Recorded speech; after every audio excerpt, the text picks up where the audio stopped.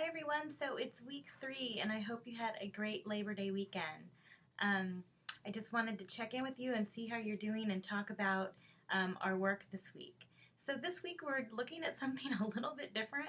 It's The Brief and Frightening Reign of Phil by George Saunders. I hope you're enjoying it. There was a link to the text on the website. So this is a fun book, and I've been reading through the blog entries, and a lot of you just really caught some really great things within it. So I'm really excited. A lot of people are like, I was kind of confused at first, wasn't sure where it was going, but then started to become more interesting to them. So it's an allegory. It's very interesting. It's based upon a demagogue named Phil, who is a little bit of a control freak. Most of you have figured that out. And it deals a lot with geography and space and how we utilize space. And there are a lot of references to the Bush administration within it, a lot of political references. You'll see the quote that mistakes were made, which has been in probably almost every political administration you can imagine, from Reagan to Bush to Clinton to, just about everyone's. John McCain has said it. So there's a lot of interesting quotes and material that really comes out of everyday life. So when we're looking at Phil, we may be thinking that it's not very realistic, but in reality, Saunders is really playing with a lot of the issues that we're facing today. So occasionally somebody will say to me, I don't know what to do with technology in this, and that makes sense because it's a little bit different. But there's lots of things to think about. One thing I think about a lot is when we're considering geography, do state lines really exist? How do we manage space? Who owns space stations? When you walk on the moon and you put an American flag in it, who owns it at that point? Geography is an interesting concept when it comes to technology, thinking about Google Maps. Who owns that technology?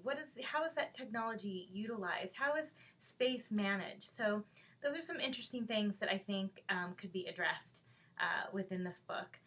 Then there's also the idea of the robots, right? The robots themselves are technology. Saunders uses them specifically instead of humans, or they're part human, part robot. Why does he do that? What does he seem to gain from it, or what's his purpose behind that? So that's another area that you could look into. So same thing this week as last week, a blog and a microtheme. Microthemes due by Sunday. I did get through most of the grading of microthemes, and things I notice are people not using a lot of evidence, so you should have quotes to support the ideas. There should be a works cited page.